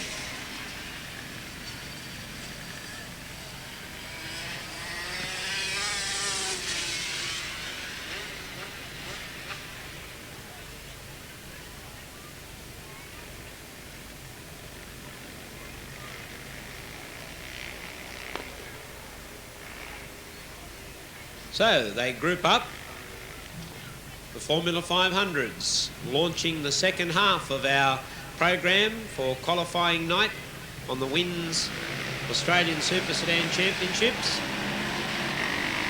Away they go. This time Brad Cameron elects to hook onto the back of Chris Alcorn. He saw his move he made last time. Alcorn's blasted up to 2nd place. Cameron's gone up to 6th. There's Baxter making a move out of the pack as well. And have a look at the high flyers race towards the lead. Down main straightaway, Chris Alcorn grabs the lead at the end of the first lap. Now we'll see whether Brad Cameron can do something about coming from behind. Brad Cameron about to get the split on the couple of cars in front of him. Through on the inside of Glenn Gilson. Gilson comes back. Cameron goes through to 2nd place. Baxter's running 3rd. Lloyd Thornton gets up to 4th. 5th place is Glenn Gilson. Forget the rest. Have a look at Chris Alcorn. He's off and running. Down main straight away, 3 laps to go. It's all Chris Alcorn. Oh, it's all Alcorn. Cameron can't get close enough to him. Back in 3rd spot, Lloyd Thorley. He's struggling to keep up with the pace, and behind him, the 32 car of Baxter. and that's Michael Baxter holding down 4th spot. This will be interesting to see the time with only 2 laps to go. Out in front, Chris Alcorn has absolutely shot the rest of the field to pieces. He's starting to pick up the slower cars and put them down lap after lap. He's only got 1 to go. Chris Alcorn in car 30. This has been a huge effort by Alcorn. He got the jump, he got the race lead within the space of a lap, and he's going to come down to take the checkered flag. This is a great drive, and what a great performance. Chris Alcorn in car number 30. He takes the race win. We go right back to 7, and he's no slouch. Brad Cameron, he picks up the 2nd spot, nearly half a lap down. Lloyd Thorley was next, followed by Michael Baxter. Then came David Baxter in the 31. The 24 of Campbell is there as well. And the last couple of straggle across the line will include Gilson and Knott and also Millington. Time 1:28.122. About 3 seconds, I think, outside the track record, which is held by Brad Cameron. But a great drive and a very, very impressive win. And it goes to the car number 30. Let's give him a round of applause because he really does deserve it. Chris Alcorn. Yeah, good drive, Chris. Great drive. A new car for him this season. He has been a bit of a battler in the Formula 500 ranks, but he's upped his game. Brand new piece of equipment. And he's starting to reap the rewards of, I guess it's certainly a bigger monetary effort that he's having to put into Formula 500 racing, but he's starting to really reap the results. Lights are out. This is heat 9 in the last round for the night tonight. And racing in the 1996 wins Australian Super Sedan Championships, and Newcastle's Neil Wasson has the lead. Out of turn 2, Alan Baker tucks up into 2nd place. The Victorian Michael Nicola looking for an outside pass, not quite getting it. Ross Brims, the ace, sorry, not Ross Brims, the ACT driver. It's the 23 of Bevan Collins, the Queenslander, going up into 3rd place. Oh, but Alan Baker gave Neil Wasson the go-by as if he was standing still past the Hunter Communications timer.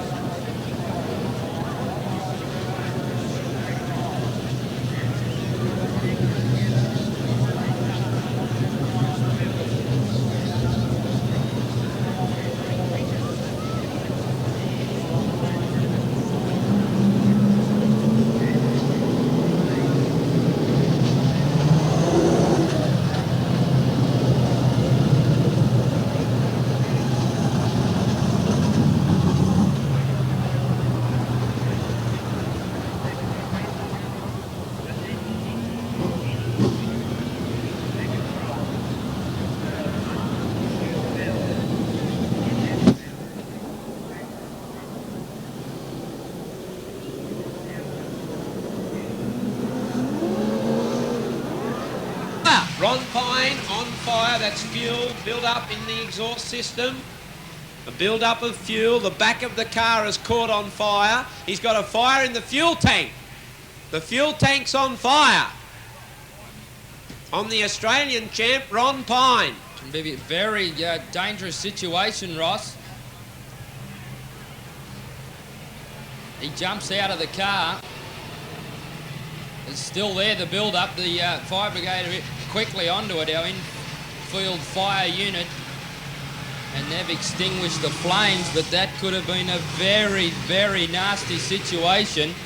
Well, Ron's out of the car. He's walking across towards the ambulance officers.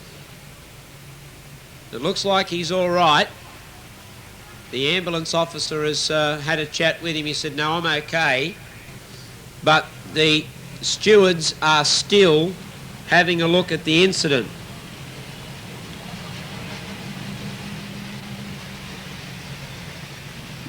Well, Ross, Ron has got the luxury of being put straight into the final no matter what, but he's not going to be real happy with what's going on. So Neil Wasson, Alan Baker. Well, things have gone pretty much according to Hoyle as far as the first 7 or so heats were concerned. But now we're starting to get, as I said, this all-important third round. The lights are out. We're set for a start.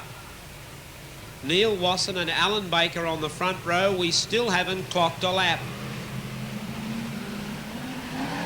Alan Baker got away to a dream start, and Ben Ludlow from Western Australia shot up into second place.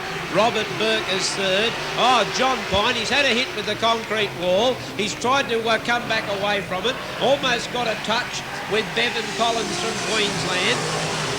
Up on the outside, Pine goes through to fourth place. And so we've got Alan Baker, Ben Ludlow, Robert Burke, John Pine, Neil Wasson in fifth place. Sixth place is Bevan Collins. Seventh place being held by the 15 of... that's Burke. So the third car's Paul O'Neill, the one I'm getting confused with the other number 5, the 2 red number 5s. It's actually Paul O'Neill. My apologies to Paul. He's up in fourth place, but John Pine got through on the inside of Paul O'Neill. And O'Neill coming back at Pine. Pine on the inside. O'Neill looking for the pass up on the outside. Oh, but unfortunately the yellow light's back on. And black flag going out to the white car, roof number 23. Bevan Collins is about to cop the black flag.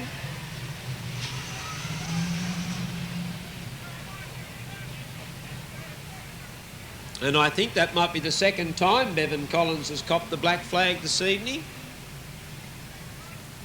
Second time too that I've actually, they haven't come back and argued. He's just gone straight off onto the infield. So we're grouping them up again. 9 laps to go with a single file restart. And we've got Alan Baker, Ben Ludlow from Western Australia. I think you'll probably find that John Pine might have been in third place because... Did they go back a lap? But Paul O'Neill is being told to come up to position 3 and John Pine to position 4.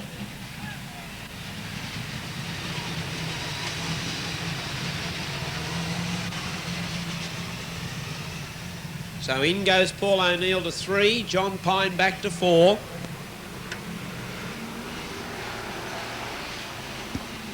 Lights are out, 9 laps to go in a very controversial heat number 9. Alan Baker gets the green flag. Ben Ludlow right behind. Paul O'Neill making it a nose to Taylor. And John Pine rounds out the freight train as they go into turn 3-4. Alan Baker now going to try and call the shots up front. But boy, you can't afford to take your time and try and relax a little bit, because you've got Ben Ludlow, John Pine and Paul O'Neill climbing right over your boot lid. Alan Baker in the lead. Ben Ludlow from Western Australia, desperate to bag points in this heat. He knows he's got to get big points. He's determined to stay right in behind Baker, because this will put him right back up into the point score calculation. Paul O'Neill running third. John Pine is fourth. They know they've already got big points on the board, and they want to add to that big point tally so that they've got the chance of front rows on the grid tomorrow night in the big 40-lap grand final. But Alan Baker, Ben Ludlow, Paul O'Neill and John Pine still running nose to tail. Oh, they're tightly bunched too. You could nearly throw a tea towel over the lot of them. Oh, a little bit of a touch there for O'Neill. He got out of shape and he drifted off that low line, and he's dropped back now to fourth. He's got the power down now up on the high on the track, but John Pine shuts him off and holds down that third spot. He's right on the tail of Ludlow. Out in front it's Alan Baker. Second spot Ludlow. Here comes Pine to make the throw. On the inside now the gap opens up for Pine, but it's shut just as quickly. He had to drop back to third. O'Neill still holding down fourth. Oh, this has been a great scrap from these 4 up front. and getting closer and closer all the time is the 16 of Robert Carrick. No, sorry, the Victorian 17 of Michael Nicola. Oh, they're still scrapping on up front. John Pine tried to come through on the inside of Ludlow. Ludlow still holding second spot. All this time, Baker starting to cruise away a little bit and give himself some breathing space. John Pine and Ben Ludlow, and also O'Neill sitting waiting for the opportunity, trying to get the drop on these two drivers. Now Pine drifted out a little. O'Neill saw it and tried to come through on the inside but couldn't quite do it, and Nicola starting to join in. Oh, what a great heat on the inside. Pine now of Ludlow. Ludlow comes back across the front. Pine on the inside, got the advantage, got him. Oh, up into second spot. This is a gutsy effort from John Pine. Up to second. Down they come to get the checkered flag. It's going to be Baker who'll take the heat. A very exciting one. John Pine second. Third place, just give it to Ludlow, ahead of O'Neill, who was back right off near the line. Nicola was next across the line in fifth spot. Then came the ACT 5 of Robert Burke. 14 wasn't it? The 14, of Wasson, ahead of Robert Burke, who finished at the tail of the field. No time recorded due to the race stoppages. But a very, very controversial and exciting heat, with the race winner going to the newly Newcastle Club member, car number 13, Al Baker. And Joel, as you called it in the race too, a very impressive finish by Michael Nicola, the Victorian. He was not on the pace with about 4 or 5 laps to go, but when that checkered flag fell, he was right on bumper bars. First, 13, Alan Baker. Second, 11, John Pine. Third, 9, Ben Ludlow. Fourth, 35, Paul O'Neill. Fifth, 17, Michael Nicola. Sixth, 14, Neil Wasson. Seventh, 15, Robert Burke. Heat 10. 33, Peter Logue. 49, Larry Nelson. 43, Jeff Truan. 3, David Nichols. 44, Bert Vosbergen. 16, Robert Carey. 12, Russell Bailey. 53, Al Starling. Stand by for the start, and we've got it in heat number 10. And it was Larson from Queensland who went to the lead, chased out by the Tasmanian Dave Nichols. Then comes the Victorian Peter Logue, the Western Australian Bert Vosbergen. Good to see him back in the action after that crash earlier on. Robert Carrick is running fifth. He'll hate the sight of Robert Carrick. He was the result of Vosbergen being crashed out of the race previously, and Russell Bailey half a lap down after only 2 laps completed. But it's Larry Nelson, the race leader. Nelson's gone, drifted right out wide. Nichols tried to come through on the inside of him. Peter Logue's waiting for the pounce on them as well. Robert Carrick's got around Bert Vosbergen. He goes up the fourth. I tell you what, they're really shoving. Here's Robert Carrick. He's gone right round the outside of the lot of them, and Carrick's gone to the lead. Robert Carrick puts a different complexion on the car race. Carrick out in front. They all thought they had the race on the low line, and Carrick said, have a look at this, fellas. You can get up on the outside here, and Carrick is now starting to absolutely rocket away from them. Robert Carrick, he's put a gap in them. Larry Nelson's battling it on for second place. The others won't go round him. They want to try and go through on the inside. Nichols comes up on the inside. Nelson's still trying to hang on. Nichols is trying to absolutely shovel his way past. You'd swear he was a cat bulldozer trying to get by him. Then comes Logue, followed by Bert Vosbergen, and Russell Bailey's tailed right out. Well, Robert Carrick has certainly taught him a lesson on how to race on the new Motordrome circuit. You can get up on the outside, you can make a pass. And the others saw that. He got past a lot of them. Robert Carrick leads from Larry Nelson. Then comes the Tasmanian Dave Nichols. Peter Logue starting to drop off the pace a little, and Bert Vosbergen trying to make a move on the inside. Now Nichols sees the gap on Larry Nelson and got by him. So Nichols chases out after Carrick. Carrick the leader with 5 more laps to run. Oh, Robert Carrick showing some local track knowledge. used it to his full advantage to take the lead. But here comes Nichols hiking the wheel. He's getting it up off the ground down back straight away, and he's going to start to put the pressure right to Robert Carrick. He says you're not going to have it that easy, and he's going to start to put the screws right on him. Carrick in front, Nichols in second spot, the Tasmanian. Look at him lift that wheel up on the inside. He comes, and that's good driving by Nichols. He's got the race lead away from Carrick now, and they'll only have 3 to go from here.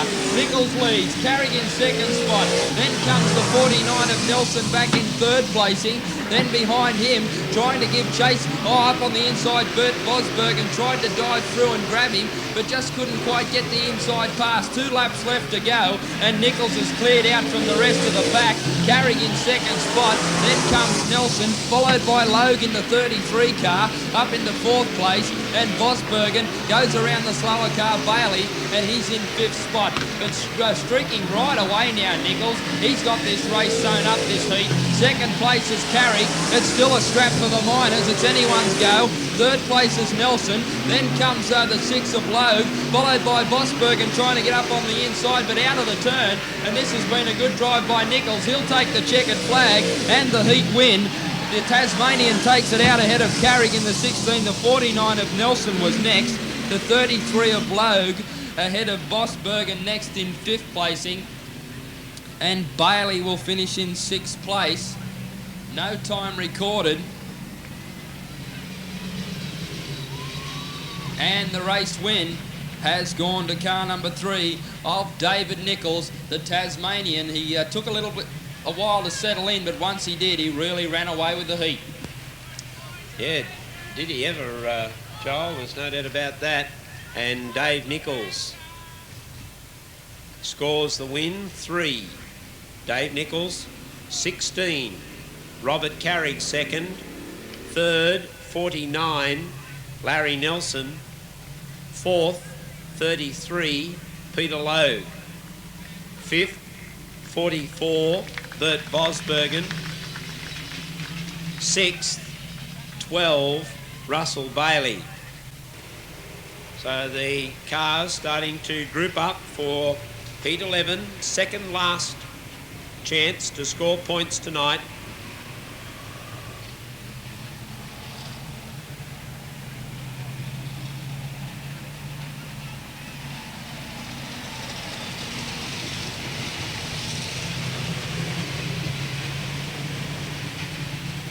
John Brown will be anxious to keep himself right up near the top of the list from this race. So too Tanya Peacock. Steve Stewart, the South Australian, he's also dropped 1 heat tonight, didn't score points in that. He needs to do well. There's the green flag and away they go, and the Queenslander Lindsay Hawkins went straight to the lead. John Lodge is running second. Kingsley Jones, is he going to have a happier race here? He's holding down third. Michael Hickey's trapped up on the high line. He's in 4th place. Behind him in 5th place comes Peter Garrett. Then John Brown's worked his way up to 6th. Tanya Peacock is 7th. John Leslight running 8th. He'll want to get more points on the board than that. And the South Australian Steve Stewart still on the back of the pack, and he really does need to pick up some big points. But the Queenslander Lindsay Hawkins, he's got it fired up and is moving right away. Gee, who's this? Steve Stewart, the South Australian.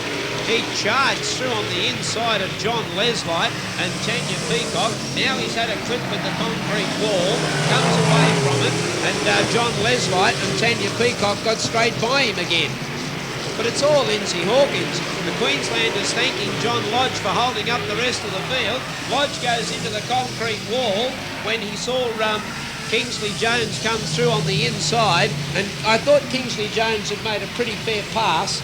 John Lodge tried to go on with it, got the clip on the concrete wall when the back end of the car swung out a little, and then that swung him right around. And 21 John Lodge is being sent to the rear of the field. So interest here, you can see drivers who know that they've dropped a heat, that they've dropped a point score, a point scoring heat. They didn't get anything at all. The likes of Steve Stewart and the likes of Ben Ludlow, who we saw in the previous heat. And you can see Steve Stewart driving very aggressively in this heat. because he knows he's got to bag points here to give himself a chance of even getting in the final. Lights are out.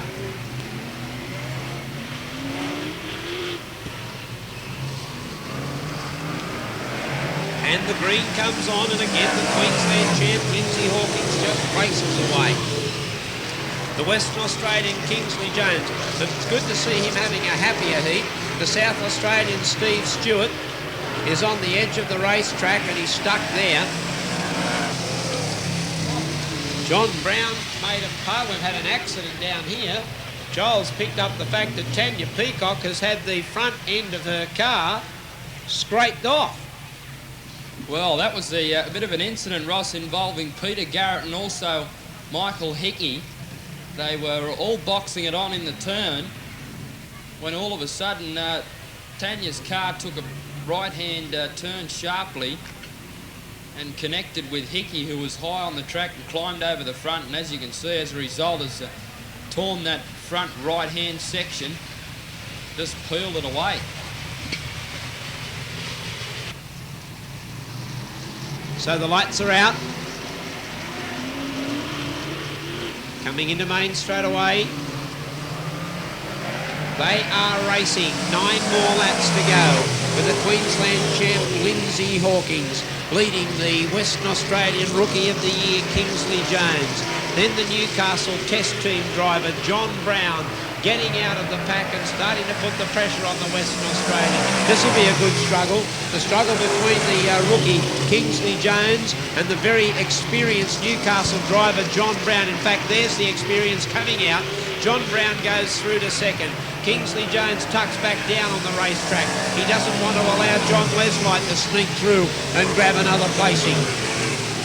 So Lindsay Hawkins leading John Brown, Kingsley Jones, then John Leslight, and they've edged away from Peter Garrett, John Lodge, Steve Stewart and Michael Hickey.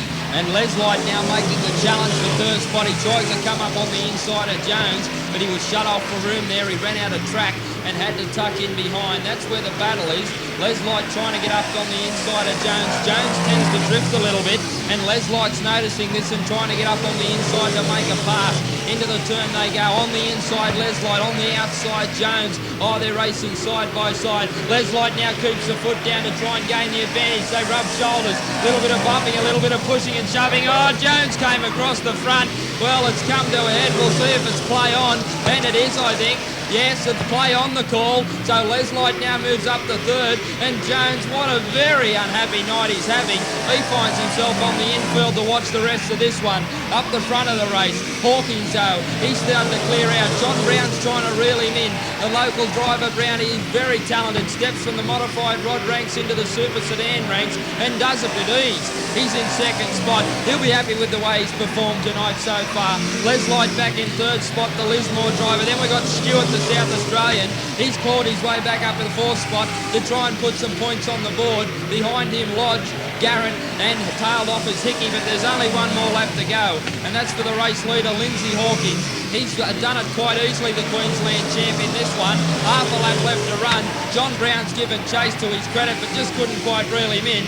And Lindsay Hawkins, the Queensland's number 1, takes the checkered flag and heat number 11 ahead of John Brown. That's a super effort by Brownie to get up ahead of Leslight for third. Then came Stewart, followed by Lodge in the 21, the 5 of Garrett, and the 10 of Michael Hickey will be the only other car to complete the race.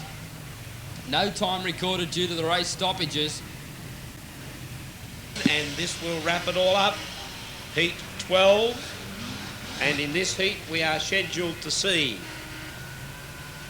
27 Gary Curran, 4 Stu Robertson, one of the leading point scorers, 36 Wayne Randall, another one of the leading point scorers, 37 Shane Paulger, 48 Terry Rickstein, 7 Steve Francis, the leading point scorer, unbeaten tonight, 2 starts, 2 wins, 8 Barry Lee, 32 Harold Barnes, 46 John Rodder, 52 Ross Brims, 39 Bruce Tate, and 24 Robert Gray, another of our leading point scorers. So now this is, I said, the last point scoring heat tonight.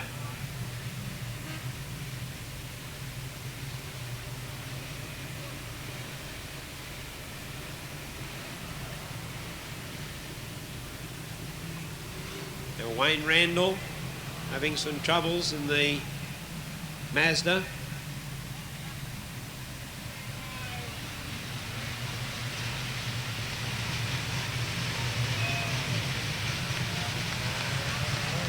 Steve Francis is sitting on grid position 6. Robert Gray is out there in this heat as well. They're the top 2 point scorers.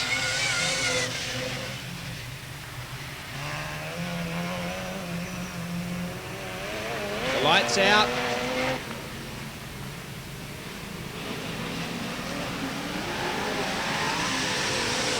Oh, there's trouble at the start. Barry Lee and Shane Paulger, the Queenslander, had a bump. Barry Lee has backed it into the wall right in front of Harold Barnes and the Queenslander Wayne Randall, and we have trouble at the very start of the final point scoring heat tonight.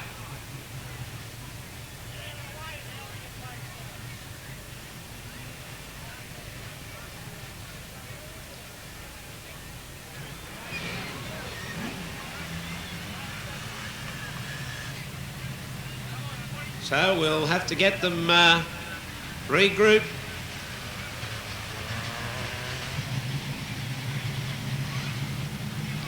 Well, they're 3 wide on the 3rd row of the grid.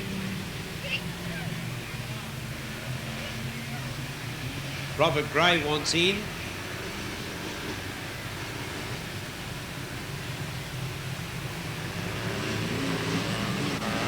Still 3 wide. But they're away. And Terry Rickstein and Robert Gray, the 2 guys who have travelled one heck of a long way, weren't going to give away to each other. They thought, we'll come all this way. We're not going to start playing mamby-pambies now. This is no place for the faint-hearted. And have a look at the American Steve Francis. He's in 3rd place. I don't think got any chance of catching Stewie Robertson out in front, but he's going to start pegging away at Gary Curran. Gary Curran from Wagga in 2nd. Steve Francis will be anxious to try and get by him. Now he'll use this heat as a real good guide to see how he's going to go in the grand final. Admittedly, if he can be top point scorer, he won't have to worry about getting past slower cars as he moves up on the outside of Gary Curran. He'll have a go at him down main straight away, I would reckon. Up on the outside, Steve Francis. Down on the inside, Gary Curran. Francis got him in main straight away. Out of turn 2, he keeps the boot down. Now we'll see whether he can reel in a really top driver here at the Motordrome, Stu Robertson. He's given him about 100 metres with 8 laps to go. Can Steve Francis peg back the experienced Stu Robertson in the Falcon? Francis setting out after him. He's looking to have 3 starts and 3 wins. If he can win this heat, it will be a super effort. He'll be the super Steve Francis if he can take this out, because Stu Robertson, steady Eddie up front. He will just settle into a nice groove and he will be hard to catch. Stu Robertson, Steve Francis, 6 more laps left to run. Gary Curran under pressure from Wayne Randall. The Western Australian Robert Gray, he's starting to feel the pinch and has dropped back through the pack. Yes, but it's all Stu Robertson. Francis now doesn't seem to be picking up too much ground on Stewie.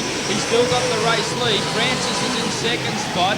He's going to try to get it. He's getting slowly but surely getting closer, but I think he's going to run out of laps. Back in the field, there's a battle for 3rd spot. Curran, the driver from Wagga, he's up into 3rd. Then on the outside, they're all starting to dice on. Randall's there, Gray as well, and also coming through Ross Grims from Lismore. So they're all boxing on for the minor placings, and this is a great scrap. Back up front, Francis is starting to run down Stu Robertson slowly but surely, but I think he's going to run out of laps. Look at this battle over 3rd place. Holding on's Gary Curran. Then comes Randall, followed by Gray. Then Brims back in 5th placing. Brims is trying to get up on the inside. He used too much of the track. Down back straight away. Still holding on to 3rd is Curran, but giving him all the pressure, and it's coming from Randall in the little RX-7, and gee, doesn't that thing tend to go around this Newcastle Motordrome very quickly. He's tucked right behind Curran. Curran's using the slower driver to snooker him a bit. Now he gets on the gas. but there's only one to go for the race leader, Stu Robertson. Well, Francis has got closer to him, but he's not going to wheel him in. Down back straight away for the final heat of tonight's racing, and out to the turn they come, and it's going to go to a local lad, Stu Robbo. He takes out the heat. Well done, Stewie, ahead of Francis, who chased very, very strongly but couldn't get him. Then we go back to Curran, who'll finish it. Oh, trouble in main straight away. Brims has climbed all over Gray, and the car is up on top of Gray's car. Ross Brims and Gray have come together in the main straightaway, and these two cars are tangled right up, and he's just climbed all over the top and stuck on the top of Gray's car. Well, that wheel's come very close to the driver. Now the time is a complete lap time, 3 minutes 6.156.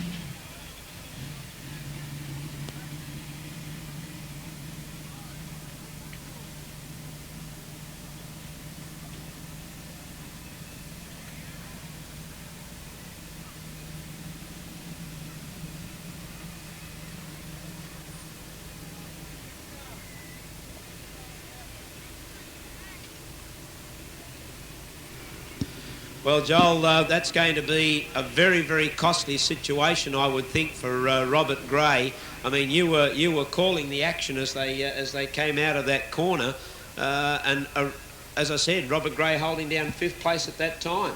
Yes, Ross Gray came into the turn, and that was on the final lap, coming out of turn 4.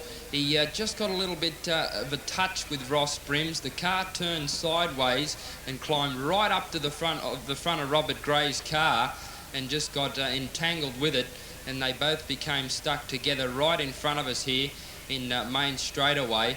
And what happened could have been a very serious incident. The front right-hand wheel of Brims's car came very close to the driver's side of the Robert Gray car, but the incident was very exciting, and what an exciting way to finish off the heat with an incident in main straightaway. Now on the track, we've got our stock car guys back for their last race of the night, and they're about to rock and roll as the green flag falls to send them on their way.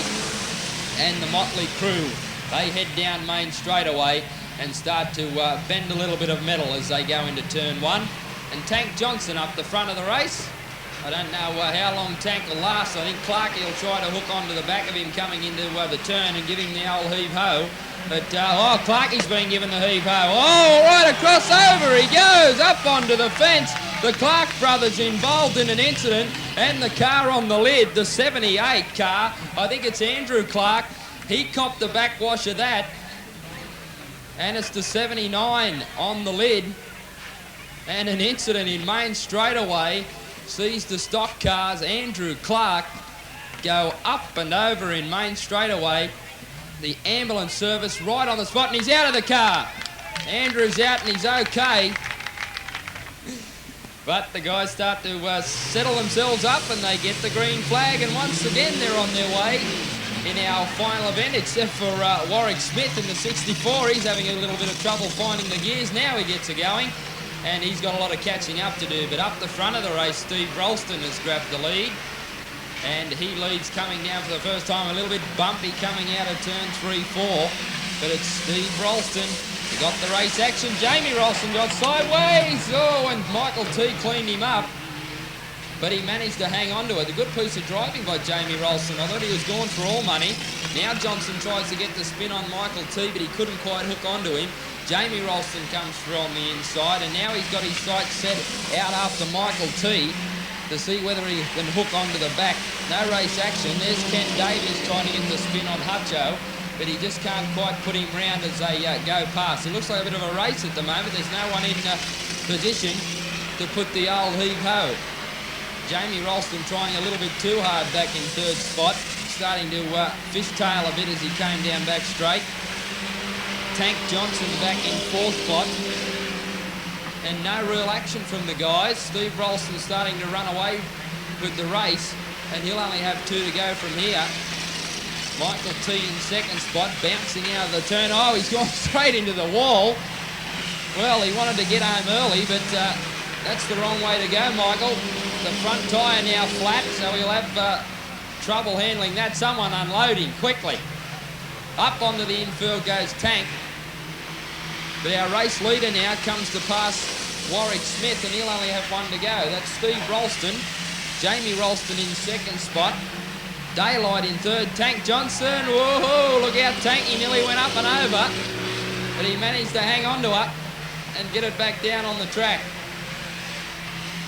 But down to the checkered flag, the race win goes to Steve Ralston in the 26 car. Jamie Ralston does a bit of four-wheel driving onto the infield. He's got a flat tyre, but he's going to hang on, I think.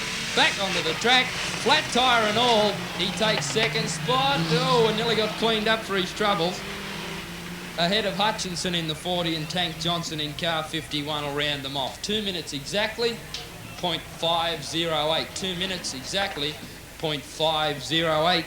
Was the time recorded for our final of the stock cars, brought to us by Better Ride, our second last event on tonight's program. Still one more race to go, and that's for our Formula 500s. Their handicap feature coming up, sponsored by Go Karts Go. And the guys gritting themselves up, ready for race action.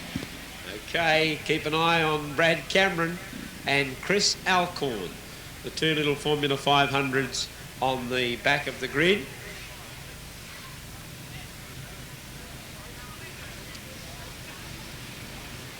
Six laps.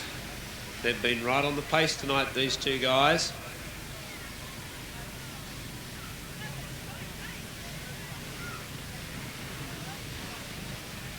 Coming into main straight.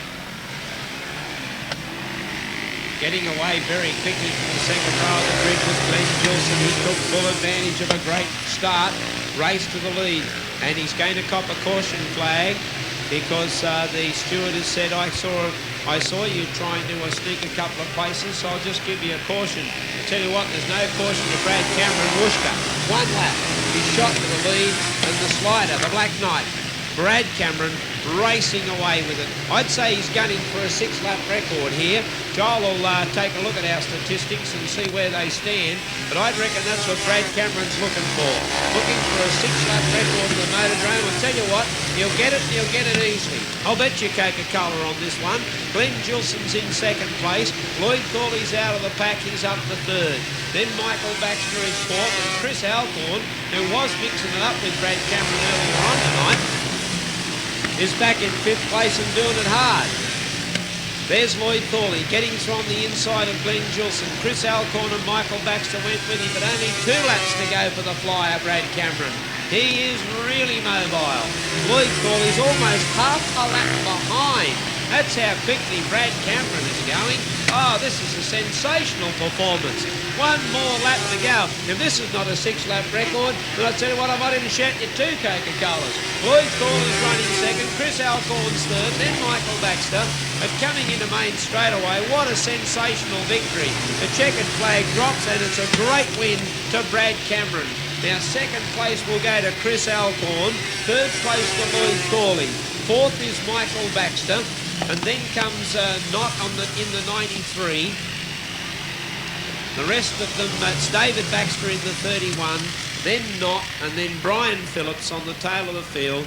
Glenn Gilson off the track in a time of 1 minute 30.955. So how did I go for that record, Joel? Very, very close, Ross. Let's give him a round of applause, though. Brad Cameron in car 57. Well done, Brad. He's taken out the feature. Very close, Ross. Only 5 seconds off the pace. So okay. Probably about a fortnight away, but no, he was travelling very quickly indeed. Okay, that wraps it up for tonight, ladies and gentlemen. The first night of our WINS Australian Super Sedan Championship. 3 rounds of the qualifying heats have been decided, and according to us, the leading point scorer, the United States driver Steve Francis, with 100 points from tonight's competition. And Stu Robertson from Newcastle with 89 points is in second place on the scoreboard, with John Brown and John Pine, 2 other Newcastle drivers, camped right up in the top 4. We hope you've enjoyed the presentation of the heats tonight. We look forward to your company again tomorrow night on a big carnival atmosphere night tomorrow night for the grand final of the Australian Super Sedan Championships. But from the great people at WINS, and the promotion of the Wins Newcastle Motordrome. Ross Allen and Joel Allen wishing you all a very good night, and we'll see you tomorrow night.